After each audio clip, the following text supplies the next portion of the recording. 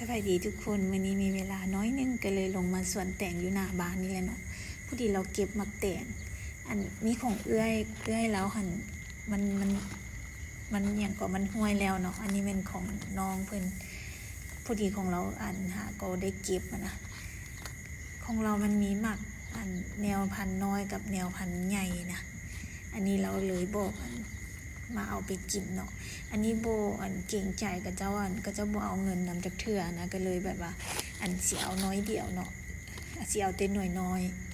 อันลงมายามใดที่ว่าก็เจ้าเก็บเจอก็เจ้าเก็บอันพักนะก็เจ้าเอาให้ก็เจ้าก็โบเอาเงินนำจากเถื่อนะอันนี้เก่งใจกับเจ้าเนาะอันนี้ก็โบเอาหลายอันนี้ธรรมดาเอาน้อยกว่านี้แล้วหน่วยใหญ่นี่แล้วอันเอาให้วานเอาไปตับอย่างนั้นนะอันนี้ก็ว่าโบอยากเอาเพราะเก่งใจกับเจ้านะอีตุ่นกับเจ้าเพราะว่าอันมันยังมีเวลาน้อยนึงเพราะว่าอยู่เฮือนสีปลูกผักแล้วก็สีเสียหญ้านะก็สีลงมาน้อยนึงเพราะว่ามาเอาอันอย่างก็ไม้ข้างมักทั่วที่ว่ามันหักนะเอาไปออยไฟเพราะว่าทุกทิศสิมาเอาเนาะเอาให้มันกุ้มทิศหนึ่งเพื่อว่าไปออยไฟทุกมือเวลาเขาดังไฟนะมันดังง่ายเนาะมันเป็นไม้ข้างมักแต่งแบบนี้นะทุกคนแต่ว่ามันเวลามันหักนะมันจะเป็นไม้เฮียนะ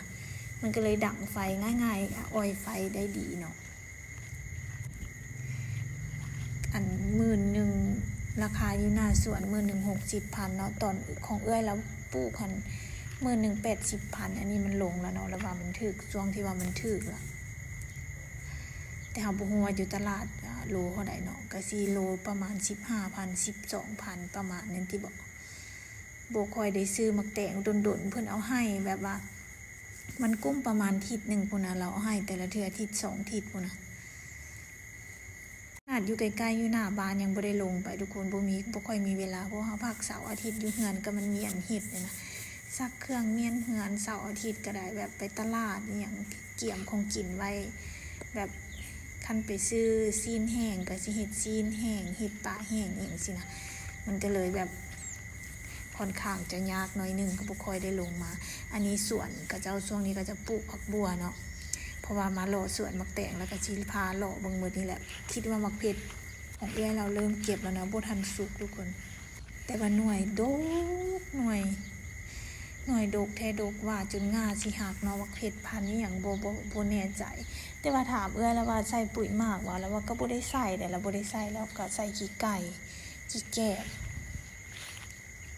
มันน่าจะเป็นนำพันธุ์ด้วยนะทุกคนแต่ละปีเราปลูกนะก็ดกมาถ่ายแต่ละปีนะก็แบบเราเอาพันธุ์ไว้เองนะแบบว่าพบิกก็เจ้าก็ซื้อมาแล้วแบบปีต่อมาก็เจ้าก็เก็บเม็ดไว้เก็บแนวพันธุ์ไว้แล้วก็เจ้าก็หว่านเองนะมันก็สิได้มาแบบนี้ตลอดแบบว่าดกแท้ดกว่าจนง่าสิหักเนาะสะอ่อนแต่อันนี้ก็ไปเอาน้ำเรานั่นแหละมาปลูกแต่ว่าของเฮาหาก็เป็นของเรานะจนสิสุกแล้วของเฮาหาก็เริ่มแต่ว่าคือของเฮามันเริ่มเป็นแต่ว่าบ่ฮู้ว่ามันสิเป็นดกคือของเราบ่แต่ว่าก็เอาพันธุ์น้ำเรานั่นแหละมาปลูกเพราะว่ามีอยู่นี่ประมาณ3ต้นเนาะที่เอาน้ำเรามามันรอดตายนะที่เอามาน้ำเราพอดีมันเริ่มออกดอกแล้วแต่ว่าของเรามันเป็นหน่วยก็สิสุกแล้วของเฮาหาก็ออกดอกเนาะเพราะว่าช่วงนึงมันนั่นบ่ได้ฮดประจำเฮาบ่ได้ย้ายมานะมันก็เลยแบบหัดแดนะช่วงนี้ก็งามแล้วประวานเอาใส่ฝุ่นหบน้ำปกติมันก็เริ่มงามแล้วอันนี้พามาเบิ่งปนเก็บฝุ่นกับเจ้าเนาะอันนี้เป็นขี้ไก่กับขี้แกะกับเจ้านี่ก็บรรยากาศถ่ายให้เบิ่งหมดเลยนะงามทุกคนและอากาศก็ดีช่วงนี้ก็สิมีเราเริ่มปลูกสลัดเนาะก็สิเป็นสุดท้ายแล้วแหละทุกคนเพราะว่ามันสิเริ่มเข้าหน้าฝนและสำหรับคลิปนี้ก็มีเท่านี้แล้วทุกคนเมื่อหน้าสิมาอัปเดตให้เบิ่งใหม่บ๊ายบายพบกันใหม่ในคลิปหน้าเด้อ